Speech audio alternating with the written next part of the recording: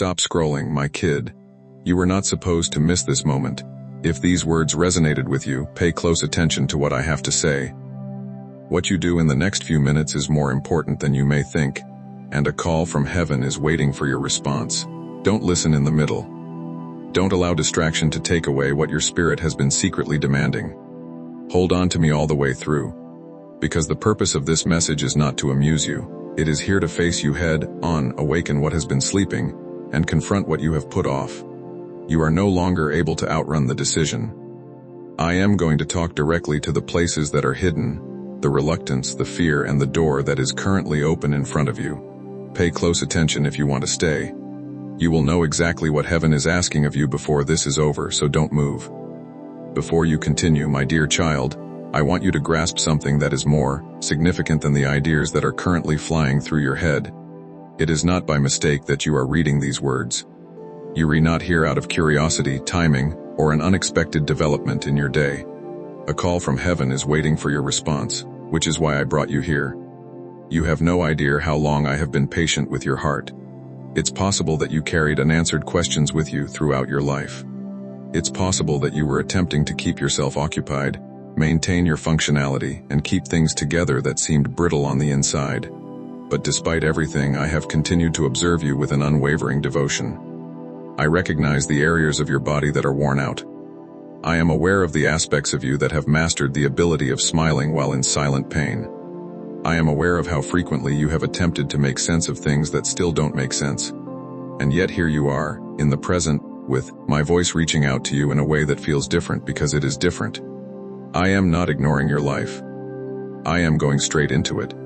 I want your attention before the world takes it away from you once more, which is why I am talking to you. Your heart is what I seek before I am overcome with terror. I want you to realize that what you've been yearning for isn't as far away as you initially believed. When you saw this, something inside of you paused for a reason. You were drawn to stay for a reason. These words are landing deeper than regular words for a cause. The reason for this is that I am the one who is meeting you here. I am the one who has witnessed every secret pain, every thought you had late at night, and every instance in which you questioned whether I could still hear you. When I heard you then, I can hear you now. Some of your prayers didn't sound at all like prayers. A few of them were simply your quiet. Your tiredness was one of them. Some of them felt like a weight on your chest when you couldn't figure out what was wrong. Everything made sense to me. I don't need a flawless translation of your suffering to understand it. I have a deeper understanding of you than you do. I am aware of what has caused you to be wary. I am aware of the reason for your hesitation. I am aware of the lessons you have learned from disappointment. And I am aware of how frequently you didn't know if your heart could withstand another disappointment, but you wanted to believe once more. I am approaching you in this manner because of this. Not to put you under duress, to humiliate you, or to compel you to engage in an ostentatious act of faith while your spirit remains aloof on the inside. I am getting close because I want you to sense how intimate this is. This message is not intended for a large audience. This isn't just a word flung into the air in the hopes that someone may hear it. It's me, your dad. I am writing to you personally because I believe that your spirit requires more than your routine diversions and coping strategies. I have been quietly calling you for a long time, through times you dismissed, through pauses you were unable to articulate, and through the sense that, despite your best efforts to go on, something in your life has not yet been resolved. You weren't being pursued by emptiness. I was the one that called you back.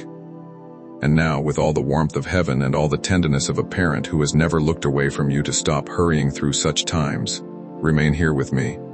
Allow yourself to remain motionless long enough to hear what your heart has been longing for. Before you listen, you don't have to understand everything.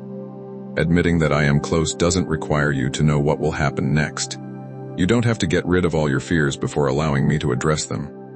Right now, all I need from you is your honesty and attention. That's plenty for me to start. It's sufficient for, I want to have a genuine meeting with you since you don't realize how important this first moment is.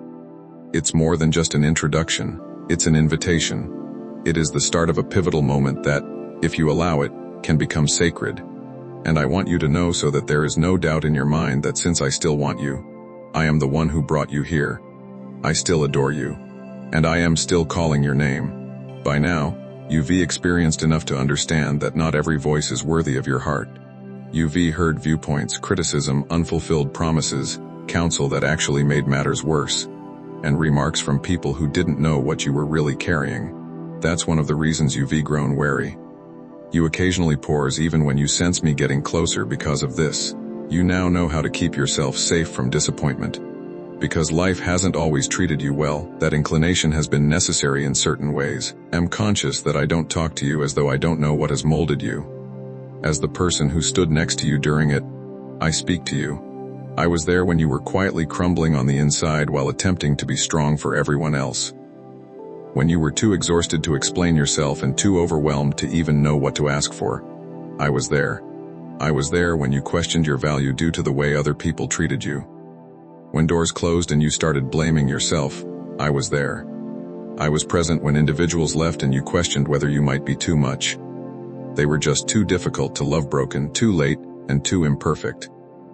None of those ideas originated with me, my child. The harshness you occasionally employ against yourself is something I have never seen in you. I have never evaluated you based on your lowest points. I have never limited your identity to your anxieties, your faults, or the times when you felt lost. I see the one Ivy carried when I look at you. You don't know how often I see the person Ivy shielded. I see the person whose tears I did not disregard. I see the one whose tale is still ongoing. This summons from heaven is waiting for your response. Even if you have felt like you are running out of strength, it's not because I am trying to capture your attention from a distance. I am asking you to react to what's already simmering within of you, because we are close. UV had a feeling that something in your life can't stay the same. UV experienced the stress of carrying too much without finding serenity. UV observed that some distractions no longer provide you with the same level of satisfaction. UV begun to sense the void beneath the things that used to occupy your time. UV come to a point where the world's cacophony can no longer completely dull the pain in your soul. That doesn't mean you're refailing. That's because I am waking up a part of you that won't go to sleep. I am bringing your focus back to the important things. I am demonstrating to you that your inner hunger is not a sign of weakness. It indicates that you were destined for more than survival. I was meant to connect with you. You were created for love that doesn't control you, for truth that keeps you steady, and for tranquility that endures even in the face of uncertainty. And if you are sincere, you already know that the thing that hurts the most hasn't been cured by your efforts. You could have succeeded. It might have been covered by you. You might have managed to get through it. However, you know deep inside that there are parts of you that are just yearning to breathe. For this reason, I am not requesting a dramatic answer from you at this moment. I am not asking you to make a big gesture or say some well-spoken, sufficiently holy words. I am requesting something far more genuine. Please allow this to become a personal moment for me. I want you to acknowledge that you sense my desire for you. I am pleading with you to quit discounting what your heart already knows, even if all you can do at the moment is murmur to yourself. I am aware that this is for me. That's sufficient to start.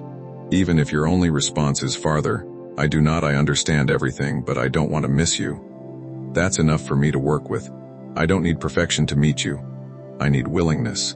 I don't need a polished version of you. I want the real you, and that's the one I've been calling all along. So stay here, my child. Let this first point settle deeply inside of you. Let it become more than just a line you read and move past. Let it become the moment you finally stop telling yourself that this is a coincidence, message in a long stream of messages. It is my voice reaching into your day and saying, with all the love of heaven and all the patience of a father who never stopped chasing you, you are here because I called you, and I am still waiting for your answer. My dear child, now that you have let your heart remain with me for a little while longer, I want you to notice something that has been going on for much longer than this moment on your screen. I have been trying to reach you in quiet ways, not always through thunder, not always through something dramatic that would cause you to pause and say, "This must be God." I have frequently approached you gently because I am aware of how sensitive your heart truly is. Even though you pretend to be able to handle everything, I am aware that if I only came through earthquakes and alarms, you might hear the sound and still miss the meaning. As a result, I have frequently entered your everyday life like a whisper, meeting you in moments you are unable to describe, touching you in times when the room was packed. I sat next to you in the silence. After the talk was over, the laughter subsided, the work was finished, and your soul became honest. You have called some of those moments random mood swings, overthinking, emotional exhaustion, or just another strange feeling. But I want you to realize clearly now that many of those moments were not empty spaces, but sacred spaces, places where I leaned close. They were soft portals through which I was attempting to communicate before the world rushed back in and filled your spirit once more. Consider how many times you have experienced an unexpected weight in your chest, a deep inner nudge that caused you to pause, even if only briefly, an odd urge to pray when you had not intended to pray, a desire to move away from the commotion, or a subtle discomfort when something in your life appeared fine on the outside, but did not feel right in your spirit. These were not coincidences. I know you have asked me for something unmistakable, something bright enough to cut through the fog. But sometimes, my child, the fog itself became the sign. The uneasiness became the sign, the fact that certain things no longer satisfied. Those were invitations, small holy signals like soft footsteps in the hallway of your heart, a candle flickering in a dark room you thought was empty, or a hand resting on your shoulder when you thought you were standing alone. I know that your soul often hears me best when everything else slows down.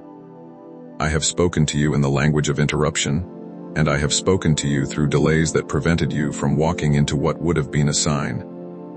It was not punishment, it was not me making your life harder just to get your attention. It was mercy dressed in stillness, it was love arriving quietly have hurt you.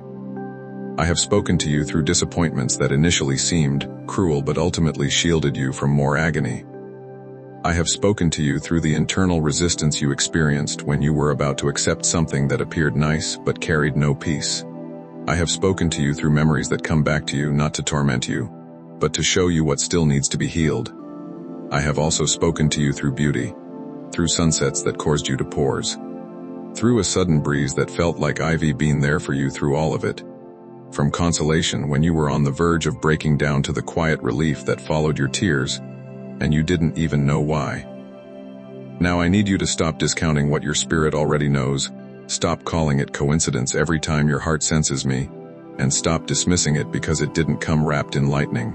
Instead, come closer, pay attention, sit with me, breathe, let the noise settle, and listen with more than just your ears.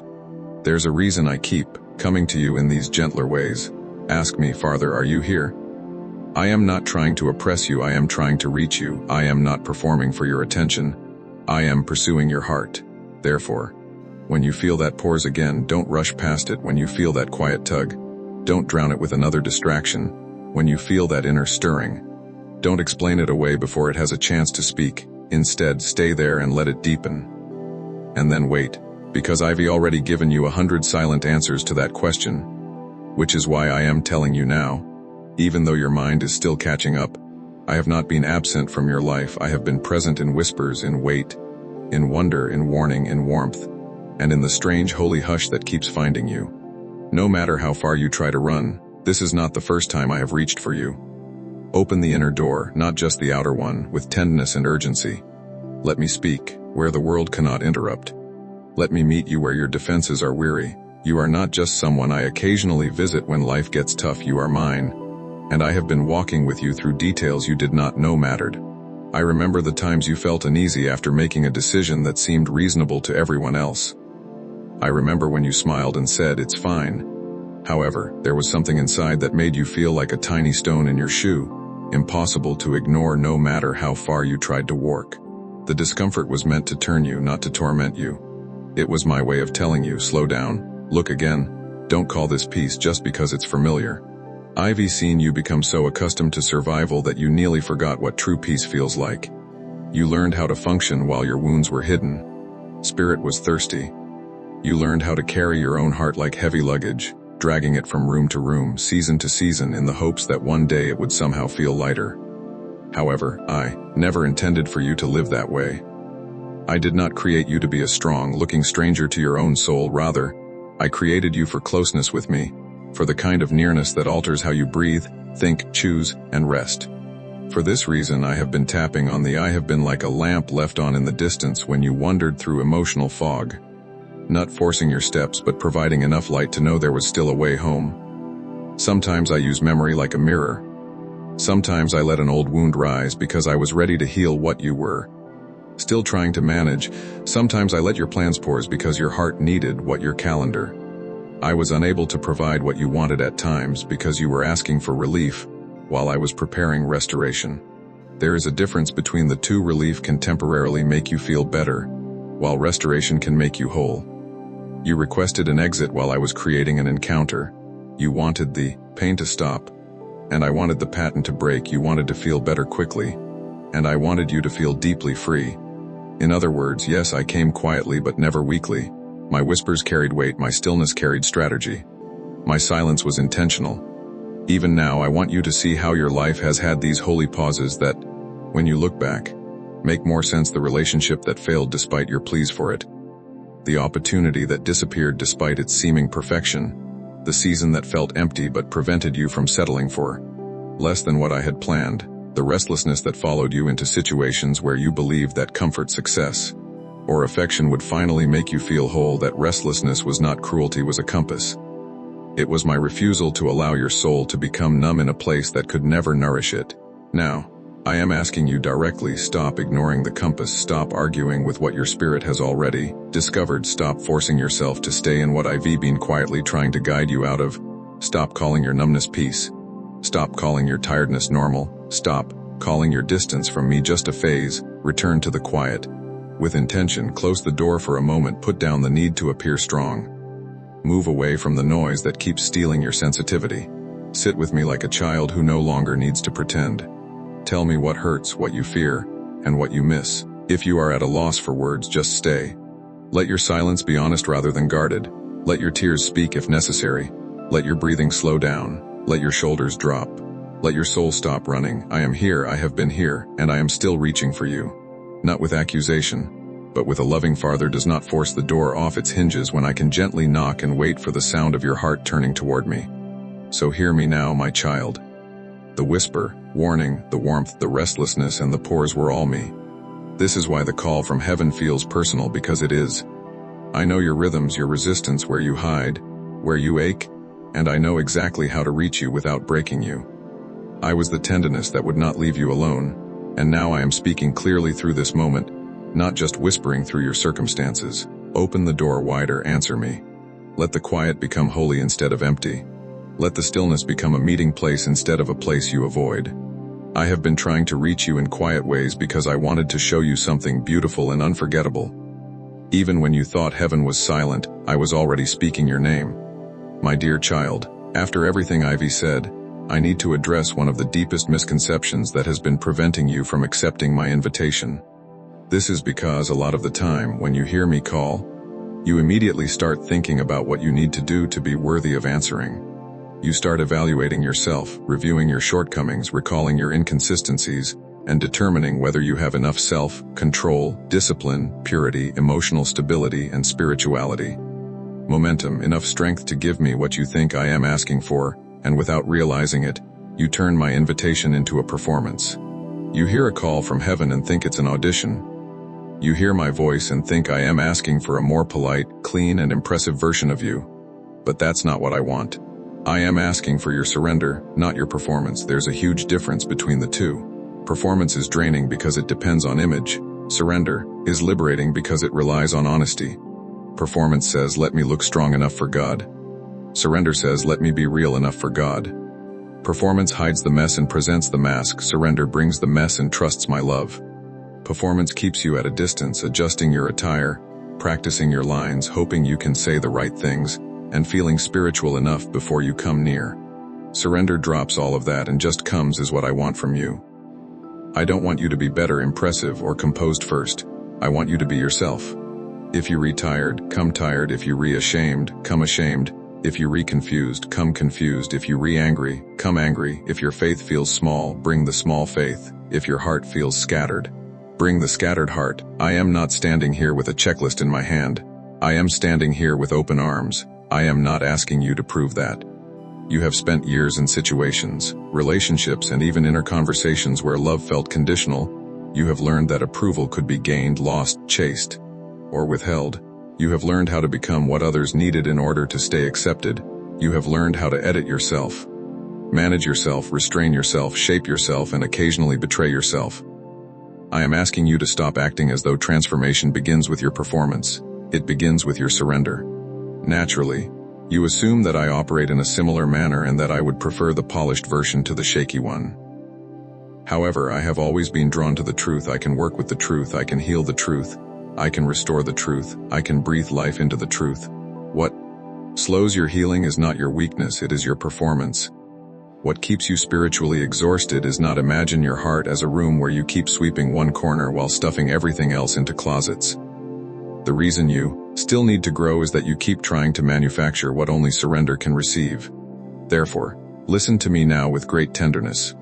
I am not asking you to become a flawless offering, rather, I am asking you to become an open one. I am not asking you to show off your strengths and conceal your fractures, rather, I am asking you to let me into the fractures because that's where my light frequently enters. I invite you to open the closets, let the air in, and let me see what you already know I can see, not because I need information, but because surrender begins where hiding ends. This is why I am calling you no, not to impress me, but to trust me.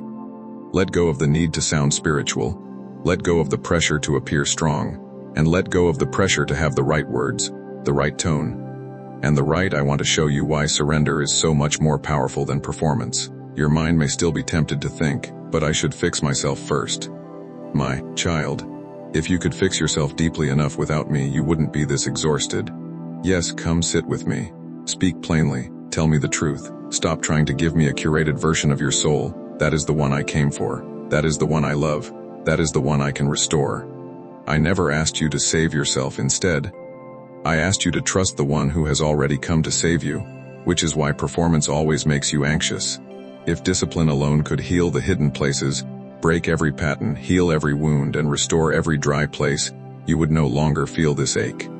Surrender gives me the keys to the basement and says, farther, the foundation feels unstable, and I need you in the parts no one sees. That's where real healing starts, and that's where the call from heaven begins. Surrender asks a better question: will I let him love me here? Performance is like trying to paint over cracked walls in a house with a broken foundation. It can look cleaner for a little while, but the strain underneath remains. It becomes more than inspiration. It becomes transformation. And I want to give you a straightforward way to remember this, so you can live it rather than just admire it. Hold on to this word op. Offer me the real you. Put down the mask. Enter my presence honestly. Notice where you are still hiding. That is surrender in motion. It's not dramatic, it's not complicated, but it's powerful. Additionally, because you requested more invitation and command language, now that you can clearly hear my heart, stop acting. Stop practicing what you think I want to hear.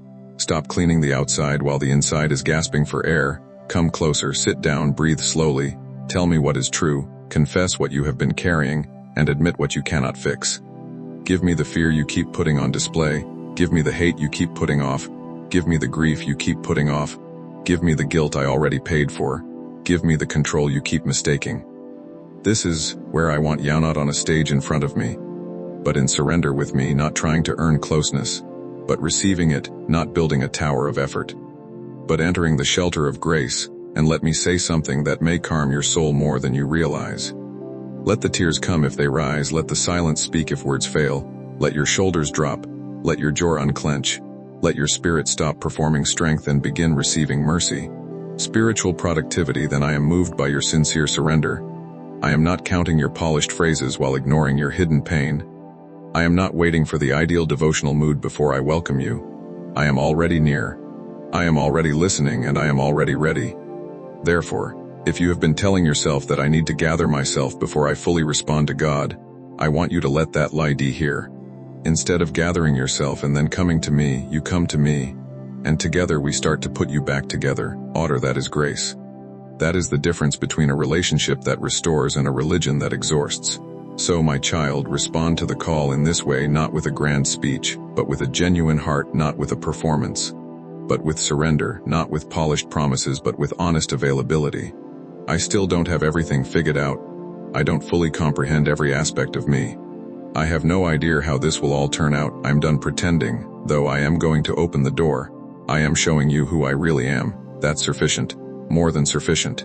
Heaven doesn't need a spectacle when submission becomes your response. Truth has an effect on heaven, and I, your Father, will always respond to the truth with compassion, guidance, healing, and the type of love that will at last teach your spirit to rest. My kid, Realize that surrender does not end with your words as you sit here with your heart open rather than performing. It permeates all, you too. As you contribute to spreading this word, you become like the person who incorporates seed into living soil. I have also stated that those who swindle will also profit handsomely. In the video description, every act of support, whether it be a PayPal gift, membership, or great thanks, becomes oil in the lamp. In order for another tired soul to hear my voice calling them home, I will keep this light blazing. Can you see it? Your kindness turns into a river of live water that reaches hearts that are still performing, hiding, and waiting to hear the truth you just learned.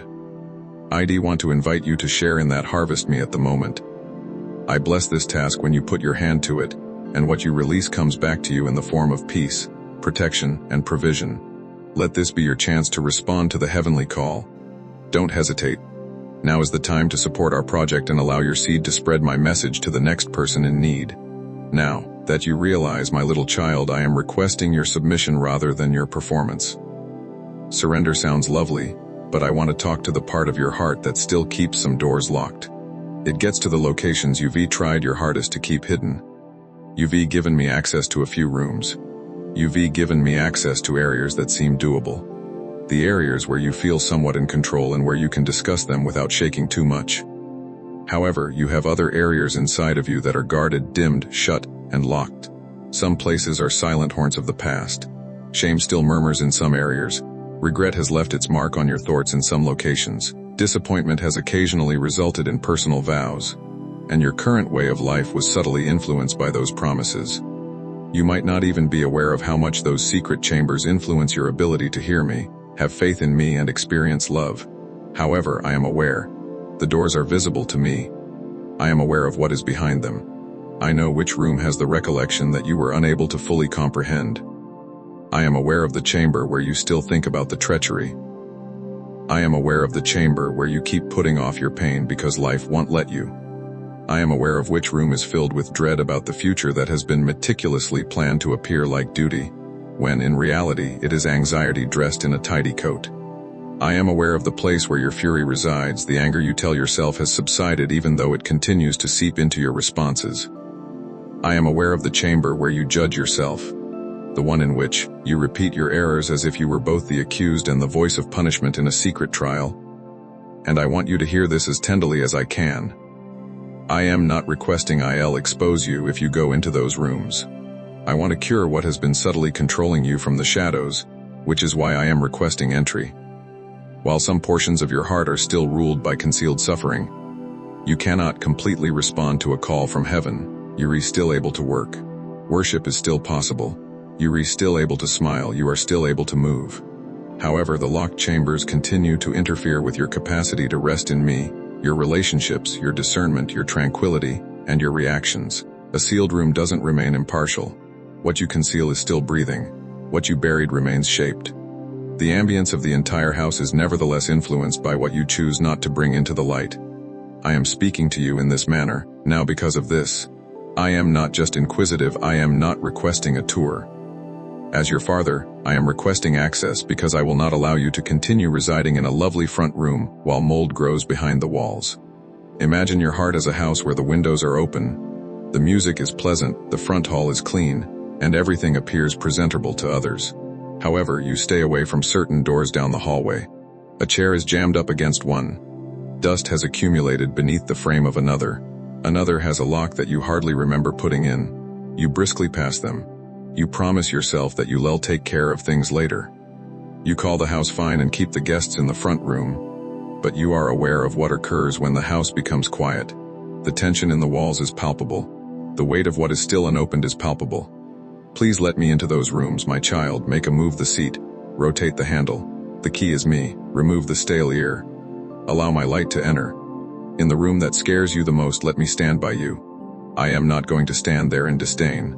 I'll be there with empathy. I won't glance at the mess and make fun of you for it. I'll assist you in organizing it. I won't watch you bleed by reopening wounds. What has become infected will be cleaned by me. I'll identify what has been concealed. I'll demonstrate what is a part of your history and what you continue to carry into the present. I'll let you know what's yours to let go and what belongs to me to put back. So now you can easily hear my invitations and commands. Give up defending things that are destroying your tranquility. Give up referring to avoiding healing. Give up acting as though the sealed rooms are not dangerous. Let the door open. Bring the memory to me. Bring the terror to me. Bring the personal vow to me. Bring the resentment to me.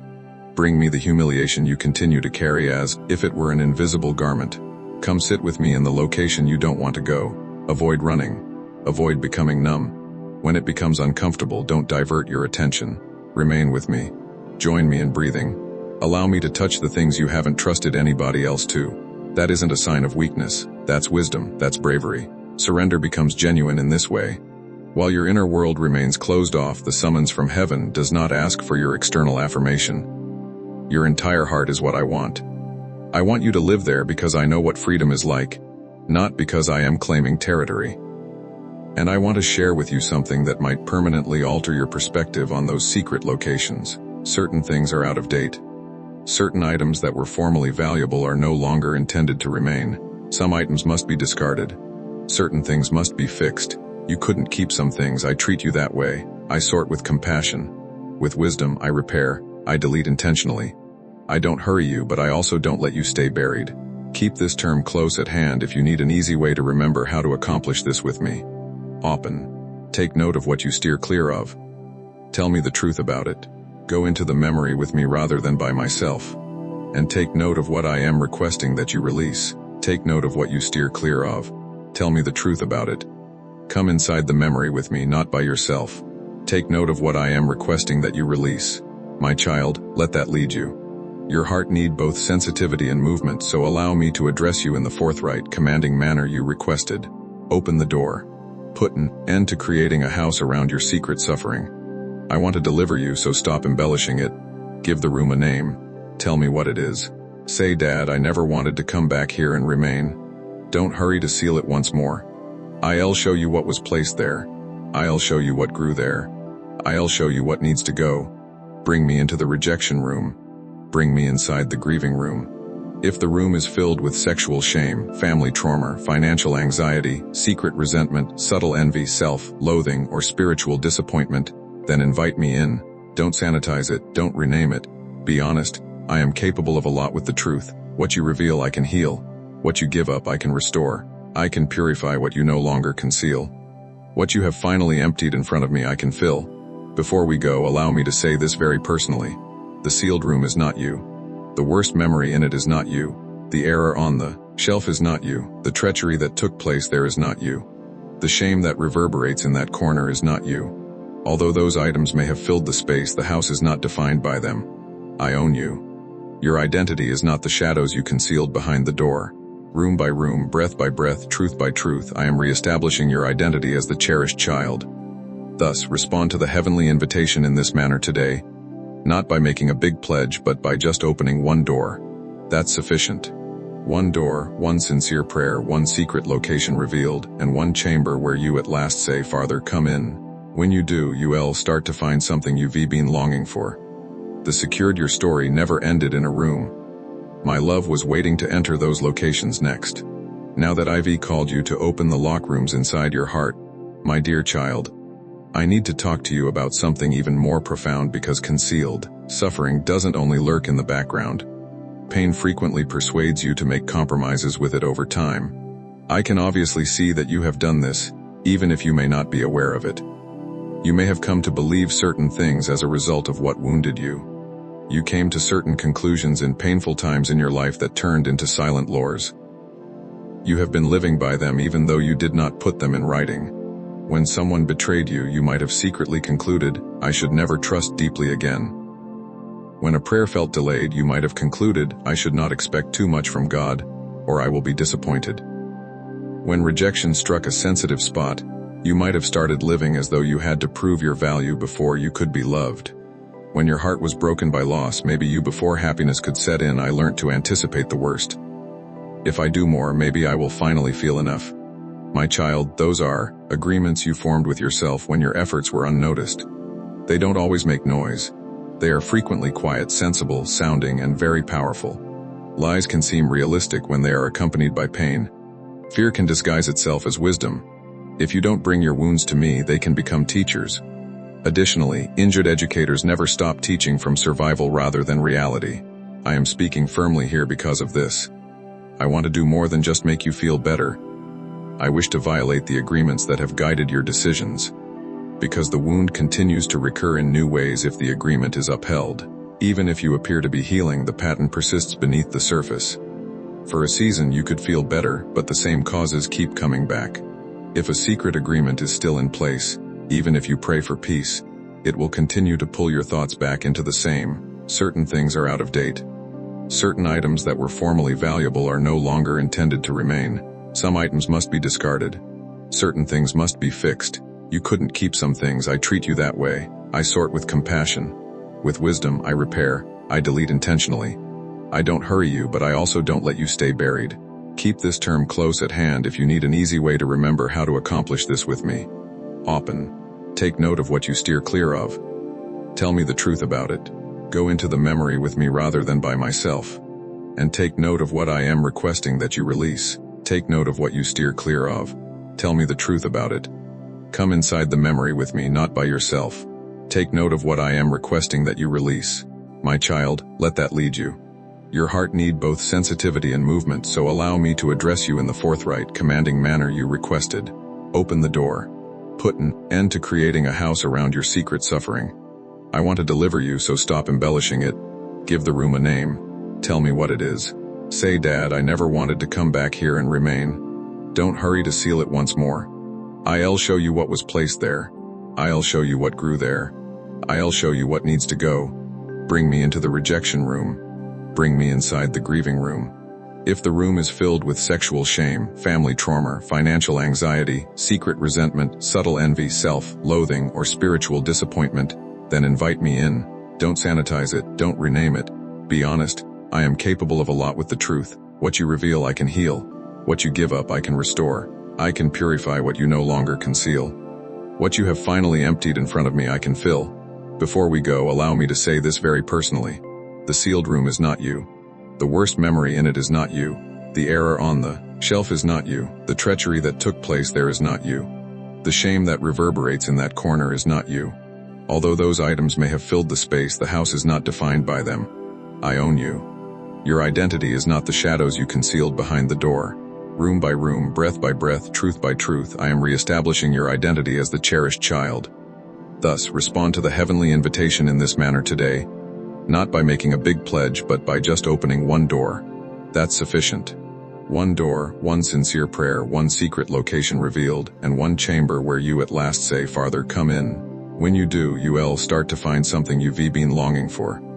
The secured your story never ended in a room. My love was waiting to enter those locations next. Now that I've called you to open the lock rooms inside your heart, my dear child, I need to talk to you about something even more profound, because concealed suffering doesn't only lurk in the background. Pain frequently persuades you to make compromises with it over time. I can obviously see that you have done this, even if you may not be aware of it. You may have come to believe certain things as a result of what wounded you. You came to certain conclusions in painful times in your life that turned into silent laws. You have been living by them even though you did not put them in writing. When someone betrayed you, you might have secretly concluded, I should never trust deeply again. When a prayer felt delayed, you might have concluded, I should not expect too much from God, or I will be disappointed. When rejection struck a sensitive spot, you might have started living as though you had to prove your value before you could be loved. When your heart was broken by loss, maybe you before happiness could set in, I learnt to anticipate the worst. If I do more, maybe I will finally feel enough. My child, those are agreements you formed with yourself when your efforts were unnoticed. They don't always make noise. They are frequently quiet, sensible, sounding, and very powerful. Lies can seem realistic when they are accompanied by pain. Fear can disguise itself as wisdom. If you don't bring your wounds to me, they can become teachers. Additionally, injured educators never stop teaching from survival rather than reality. I am speaking firmly here because of this. I want to do more than just make you feel better. I wish to violate the agreements that have guided your decisions. Because the wound continues to recur in new ways if the agreement is upheld. Even if you appear to be healing, the pattern persists beneath the surface. For a season you could feel better, but the same causes keep coming back. If a secret agreement is still in place, Even if you pray for peace, it will continue to pull your thoughts back into the same elderly groom. Some of your difficulties have felt cyclical because of this. It's not because I've given up on you. The reason for this is that certain lies were never completely dispelled. And I am placing my finger on them today, intended to overwhelm and humiliate you, while undermining their authority. It was never intended for you to base your life on conclusions drawn from suffering. It was never intended for you to mold your future based on the things that hurt you in the past. Betrayal and rejection were never supposed to be your compass, become your identity. Your counselor is fear, or your prophecy is disappointment. However, I am aware of how simple it is. Deeply felt pain is more than just pain. It provides interpretation. It murmurs. It gives meaning. See it, it said, this is how things always turn out. Don't open up again, it advises, it suggests to put your own safety first. You will be left, it says you are too much, it says it implies that you are insufficient. It states that nothing positive endures. You will be crushed if you don't maintain control. And if you spend enough time listening to those murmurs, they start to sound like your own voice if I don't bring them into my light. I am interrupting now because of this. This call from above is there for more than just gentle consolation. It is a sacred confrontation as well. I am painfully confronting the false covenants you made. I am facing the inner commitments you made in painful places. I am taking on the personal agreements that have been influencing your responses, relationships, expectations, and even your prayer, and I want you to hear my loving order and tremendous power. Reject the lies agreement. Don't bargain with it. Don't handle it. Don't adorn it with religious terminology. Make it public and emid. Bring it over to me. Put it simply, Father, I began to believe this as a result of what transpired. Then allow me to respond. Allow me to face it. Allow me to release what was restrained by fear. Let me stop you from repeating what suffering taught you to do. Don't defend the falsehood just because it once kept you alive. Freedom is not the same as survival. What kept you going in the dark? You might now be confined to a more optimistic season. Therefore, give up defending the fraudulent agreement. Give up following the rules your wounds dictated. Get nearer. Tell me what you learned from suffering. Instead, allow me to demonstrate what the truth says. I also need to show you how these agreements dissolve, because I want this to transcend feeling and become true freedom. They don't break just because you notice them. When the truth is expressed, accepted, and put into effect where lies once prevailed, they shatter. Pretending is not the goal here. There was never any pain. It took place. I am positive it did. I was present when it took place. I noticed the expression on your face. I could feel your chest hurting. I saw your trust collapse in on itself. I am aware of the delay, the unfairness, the mismanagement, and the things that still hurt your eyes if you think about them for too long. I am not asking you to reject reality. I am pleading with you to cease relying just on pain to interpret reality.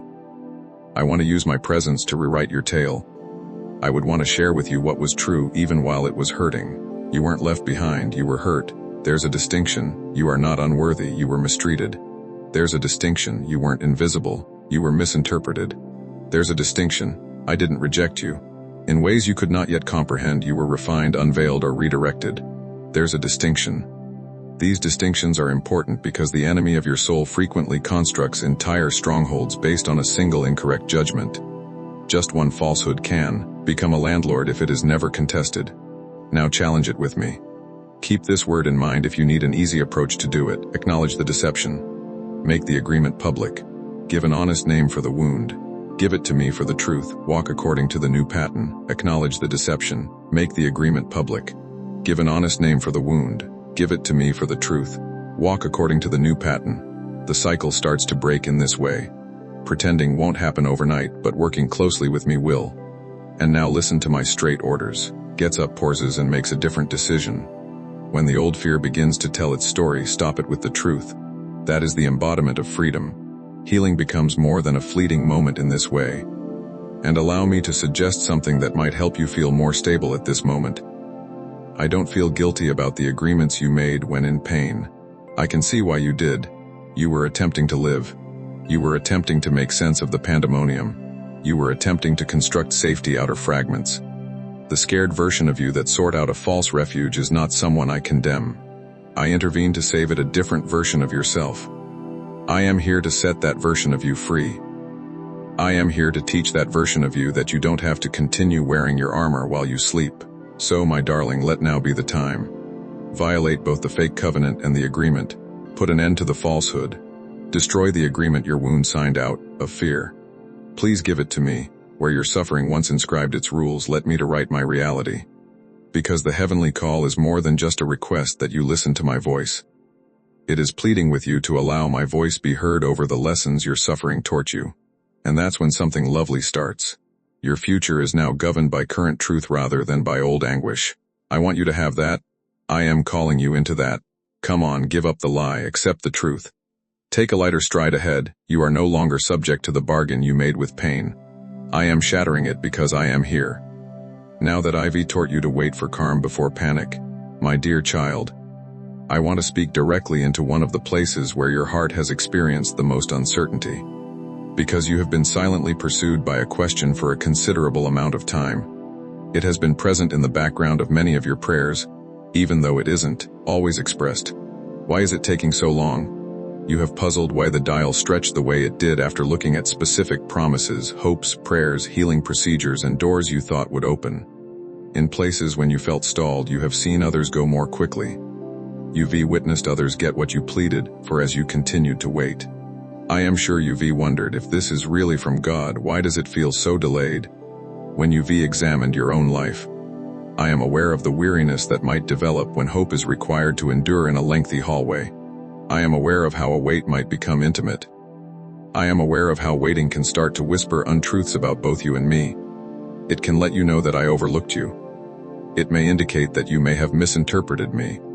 It is able to notify you that you might be ignored, penalized, disqualified, or just left behind. But right now I need you to hear me clearly. What is known as a delay, I've been utilizing it as preparation a lot. Not all doors that were closed signified rejection. Not all pauses were times of absence. Not all prayers that went unanswered were rejected. The deepest work was being done in many of the places where you believed nothing was happening. You were using visible movement to gauge your progress.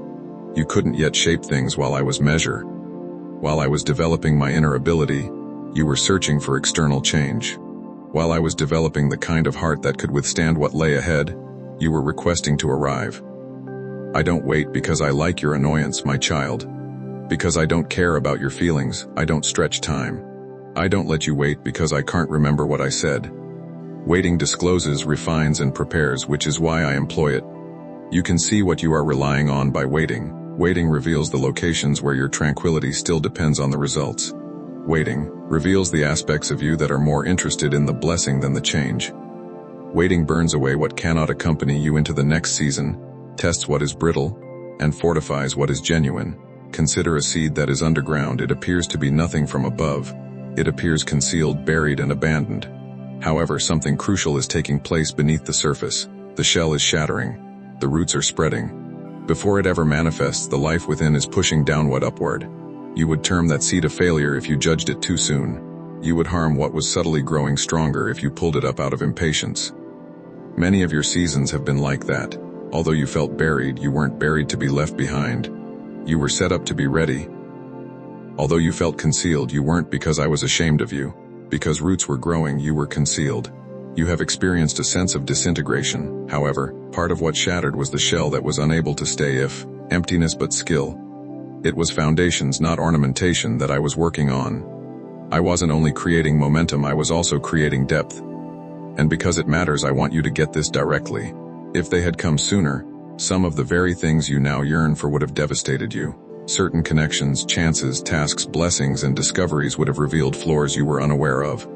Certain responses would have boosted your self-esteem, increased your dependence on the wrong things, or heightened your dread if I had given them to you too quickly. I didn't conceal anything to hurt you. I was timing it to keep you safe. So give up hating the procedure. Give up discussing your waiting as evidence of my carelessness. Farther, what were you preparing in me? Question me as you get closer. Then listen, allow me to reframe the chronology. Allow me to clear your mind about the wait. Allow me to demonstrate that there are other clocks that are important besides the one you are holding. I see not just the area under your feet, but the entire field. I observe the storm beyond the horizon, the state of the soil, the rainfall schedule, the pruning season, the roots beneath the surface, the fruit that has to ripen, and the weight your branches must support. You can't see what I see. Furthermore, I have never been irresponsible with your development. Additionally, I want to teach you how to deal with delay without allowing it to poison your spirit, since I am aware that your heart still needs something useful to cling onto. You can become more resilient or resentful by waiting. Additionally, the distinction is not discovered in the calendar.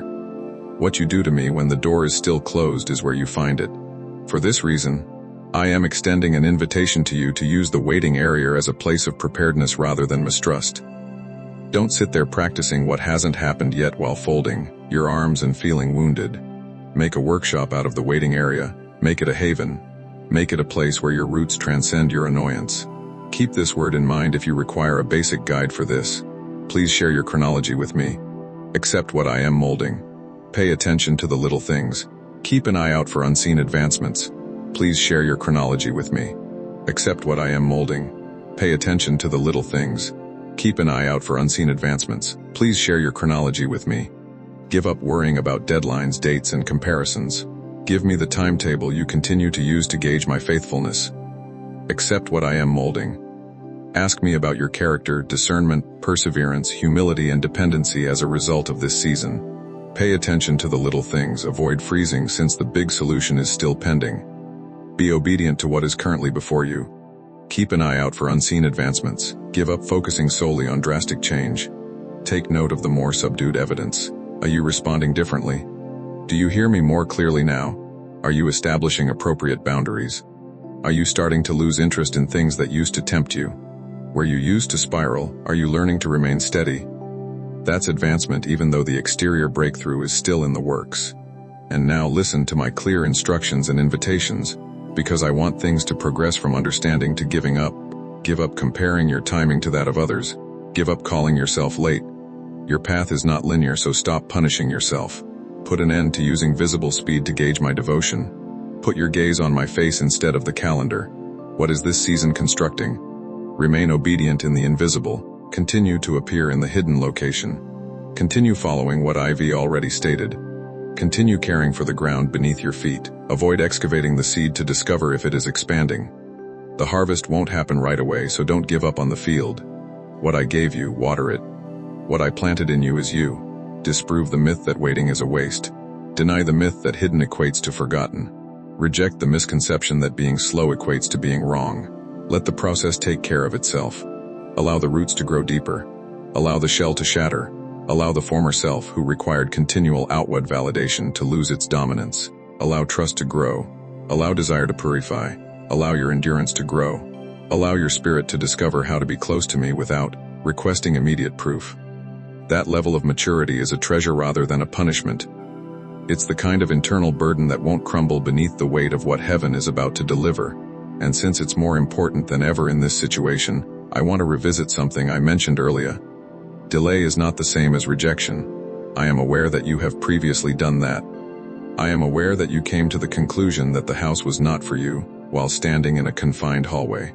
I am aware that you have observed a door remain closed and believed the pledge are no longer valid. However, there were instances when the delay did not mean that the destination was denied. The deeper construction was a blessing. The walls were occasionally still being strengthened. Occasionally, the blessing's foundation was incomplete. At times, you were still recovering from the very things that would undermine your requests. So let this be the point at which you cease viewing your waiting with injured eyes. I'll explain it to you. I'll explain what it was.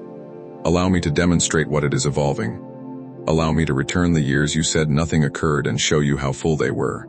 You are not just being asked to respond to the call from heaven today. Additionally, it is requesting that you cease hating the path that led you here. You weren't waiting in vain. Your tardiness was not evidence against you. It wasn't a sentence about your sluggish season. I was present. I was at work. I was getting ready. The same chronology that once wounded you will start to empower you, if you let this reality to sink in. Ulel, now that I have called you out of survival and into communion, my dear child, I must speak with even more clarity about something that has subtly delayed your healing more than you realize. Instead of asking, why did it take so long? Start saying, Father, thank you that you did not give it before I was ready.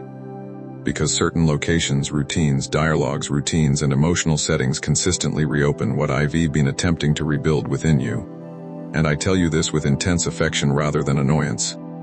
I want you to stop going back to the locations that continue to break you. Some of them you already know. The tension has been felt in your spirit, you've been warned by your peace. Your body has responded. Your judgment has been aroused. However, some of those locations are familiar because some of them used to be consoling due to the fact that some of them are connected to those you love. Because some of them provide you with momentary solace, momentary validation, or momentary diversion. You continue to move back into even after I've shown you the damage they cause to your soul. Safety and familiarity are two different things, my darling. Even familiar things can be dangerous. Even if what seems familiar can be exhausting, it can also turn into a place where your tranquility is the only thing that suffocates you. I understand that this is challenging for you, because a part of you wants to think that if you just take a different approach the next time, if you just remain a little stronger, if you just say the correct thing, or if you just better control your emotions, maybe the pain won't be the same. However, there are certain areas where your recovery is unable to progress while your feet keep going back to the areas that are tearing it apart. I am requesting that you refrain from knocking on certain doors. You constantly draw from certain emotional reservoirs that make you thirstier. You keep listening to certain chats over and again. You tend to over-explain yourself to certain people. You continue to justify certain behaviors.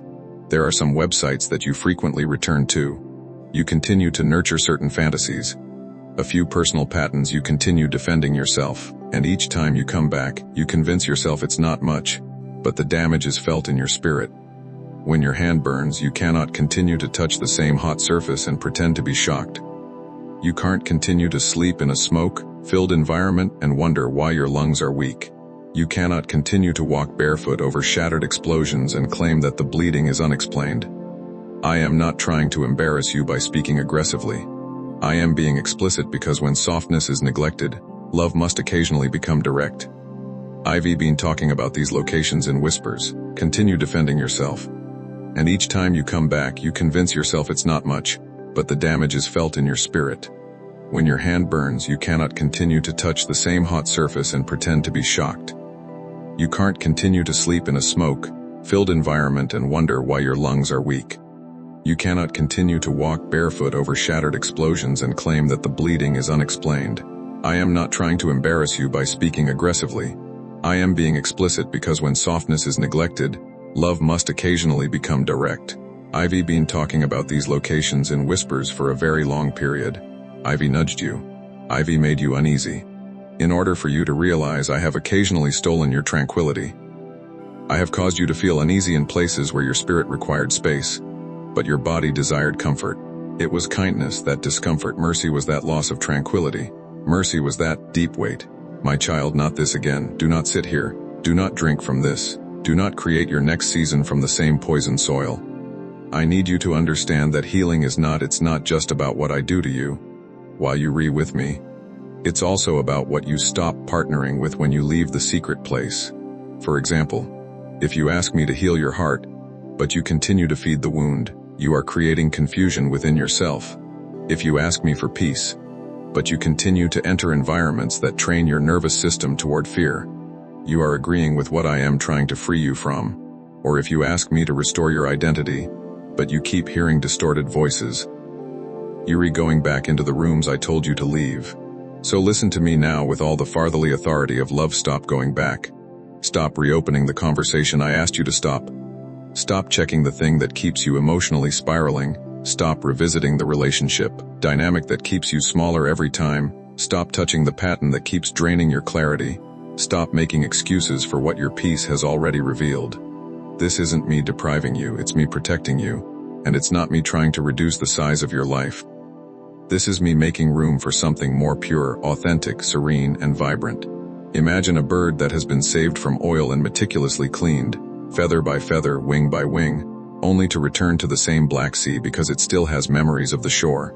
In certain places, you have done just that. You've allowed me to wash you, calm you, support you, and talk to you, my child, only to return to the weight that covered your wings. But now I am calling you higher. I am not upset that you returned. I am asking you to quit. I am inviting you to study. I am asking you to have faith that your life is not what I am asking you to leave behind. That room is not where your life is. That cycle does not contain your tranquility. That person doesn't think you are who you are. It's not a habit that makes you comfortable. The place that continues to hurt you is not where your future lies. Thus, take a step back, shut down the tab, put an end to the pattern, leave the room. Allow the quiet to feel strange for a short while if it must. If it must, let the loss of the old item to cause you some brief pain.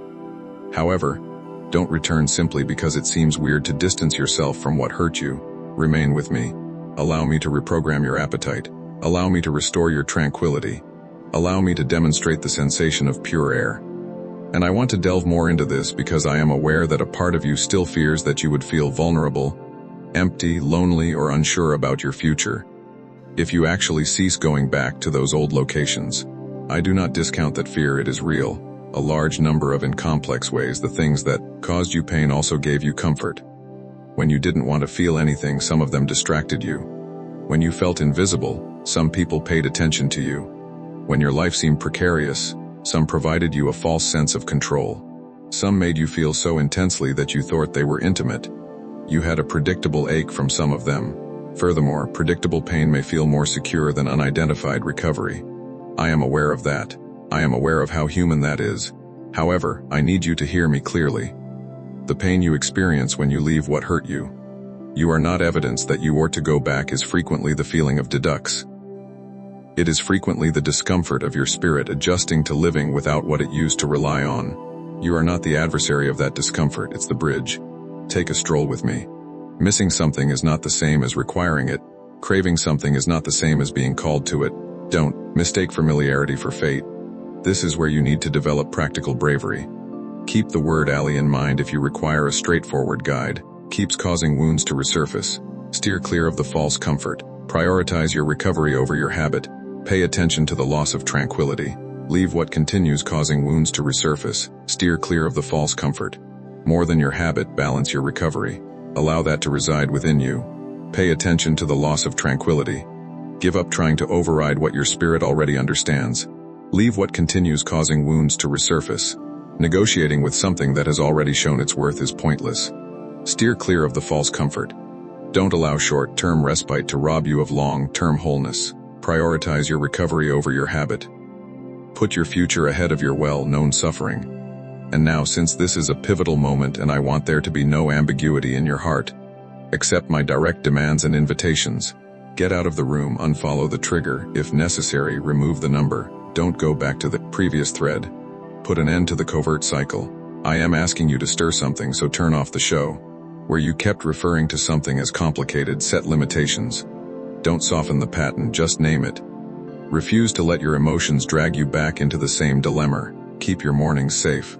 Safeguard your nights. After I spoke to you, keep the first hour safe. Keep what I am developing in you safe. Even if the clean path seems silent, choose it. Even if the holy path seems lonely at first, choose it. Despite your flesh's complaints, follow the road of truth. And when I beg you to quit going back to what breaks you, let me offer something that can help ease your agony. I am not just taking anything away. I am creating space for my recuperation. I am creating space for your nervous system to make amends. I am giving you space to think clearly. I am creating space for your identity to grow. Where your heart has been repeatedly silently cut, I am creating space for it to stop bleeding. I am creating space for new partnerships, new rhythms, new patterns, new reflexes, new affection, and a new inner atmosphere that is independent of what hurts you. This is the reason this is so important. Heaven is calling for more than just your focus and submission. It is requesting that you distance yourself from the things that continue to undermine the healing you claim to desire. Don't take offense at that. Give thanks for it. Setting limits is not a form of punishment. Being far away does not equate to rejection. When smoke continues to fill the room behind the door, shutting it is not cruel. So now, my kid, respond to me. Make the decision to heal yourself. Select your tranquility. Make a decision on your future. Leave the item that continues to teach your spirit how to hurt. Don't romanticize what I am asking you to let go of. Avoid making the wound become a shrine. I've already told you that this is over, so stop going to its grave. Keep it buried. Give up access to the old pattern. Let the ancient building serve as a testament rather than a place to live. You don't have to demonstrate your strength to go back. Knowing when not to come back is true strength. And now I, your father, am instructing you to stop returning with firmness and gentleness. My kid, I am guiding you ahead. I am guiding you away from what once depleted your soul and toward what built my empire. You are not just contributing when you decide to help spread my message through extraordinary thanks membership or a PayPal offering in the video description. In a field of redemption, you are sowing seeds. I have spoken, give and it will be given to you. Your generosity becomes bread for the hungry heart and light for those still wandering in smoke-filled rooms. Some souls will hear this message because someone like you. My dear child, now that I have spoken to you about the places you must stop returning to, I must speak to another place where many hearts become stuck. This is not a small act, it is a holy partnership with heaven's work in this hour. I assure you that what you release into my hands will never return empty, because I bless the hands that sow into my harvest. So step forward now, give support, and help send this call from heaven to the next life waiting to be restored. I need to talk to you about forgiveness because some of the pain you are still carrying is not only related to what happened, but also to what is still unhealed inside of you. You may leave the room, but the room remains in your mind. You may end the conversation, but the argument keeps repeating inside of you. You may distance yourself from the person, but their voice still echoes in your self-worth. Keep holding onto the offense as if it were your last chance at justice. I know how deeply some people have hurt you. I know that some wounds were not minor, some were not miscommunications, some were betrayals that altered your life's atmosphere, some were words spoken over you when you were vulnerable, some were abandonment when you needed someone to be there, some were manipulation, dishonesty, neglect, cruelty, rejection, or selfishness that left scars you were unable to process at the time. I am not downplaying anything. I am not asking you to act as though it didn't matter. I saw it. I was there. I know the precise moment something happened in you. Titan, I know the night you replayed it and couldn't sleep. I know the way your body still reacts when the memory comes up. I know the resentment that sometimes feels justified because the wound was real. But pay close attention. My child, forgiveness doesn't mean that what they did was acceptable. It is refusing to allow what they did to continue controlling your inner world. Forgiveness is not calling evil good, rather, it is returning justice to hands that are strong enough to carry it without poisoning the heart. Forgiveness is not pretending that trust should return right away. Boundaries and forgiveness can walk together. Wisdom and forgiveness can walk together. Distance and forgiveness can walk together. You do not need to re-enter the burning building to demonstrate that you have forgiven. My child, you were never meant to live in that courtroom. You were meant to bring the case to me. I am not asking you to release it because I don't care, rather, I am asking you to release it because I care enough to stop it from corroding you. That is what bitterness does. It keeps the incident alive inside of you. It transforms your heart into a courtroom that never adjourns, making you the judge, the witness, the wounded party, and the tired one who has to keep carrying the case. From the inside, bitterness feels strong at first because it tells you to stay angry and stay safe, to keep the wound open so you don't forget, and that if you let go of this, they get away with it. However, bitterness is a lie. It doesn't protect your heart, it hardens it. It doesn't keep you safe. It keeps you reactive. It doesn't preserve your dignity. It gradually robs you of your tenderness, your clarity, your rest, and sometimes even your capacity to receive love from people who have never hurt you. I am calling you here because I know how to deal with what was done, how to defend you without deforming you, and how to hold justice without turning your heart into stone. I am not asking you to deny your pain, rather, I am asking you to stop constructing your inner home around it. I am asking you to bring the person, the memory, the injustice, the betrayal, the words, the loss, and the ache before me. Not because I forgot, but because I am righteous. Stop feeding the internal trial. Stop touching the bruise to make sure it still hurts. Bring the wound to me. Name the person if necessary. Explain what happened. Tell me how it affected you. Let the anger surface honestly instead of leaking in covert ways. Then release the dead, hand it over. Don't clutch it with trembling fingers and call that strength. And let me carry what you were never meant to carry. Forgiveness is not a gift to the offender first. He is your own soul's oxygen, and I want you to breathe again. I also want to help you understand how forgiveness actually works because I know it can sound lovely, but feel impossible in the body, memory, and nervous system. Forgiveness is often less like flipping a switch and more like opening a clenched hand, sometimes repeatedly, until what you once gripped no longer has the same power to define you. That doesn't make it fake, it makes it real. You may need to forgive, and then if you notice that the resentment comes back tomorrow, don't panic. Go back to me and let go of it once more.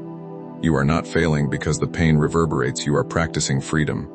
Imagine it like removing a splinter from skin that has grown around a wound. The body learned to adapt around it, and it became tender there. The splinter may feel almost like a part of you because it had been embedded for so long. But that doesn't mean it belongs. The area may sting and feel weird when it is removed. Keep reaching for it out of habit, but healing starts when what doesn't belong is no longer lodged inside. Forgiveness is the removal of what has been living inside you longer than it should.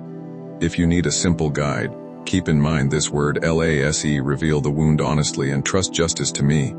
Loosen your grit every day, set wise boundaries, allow the healing process, speak blessings over your own future, and tell the truth about what happened.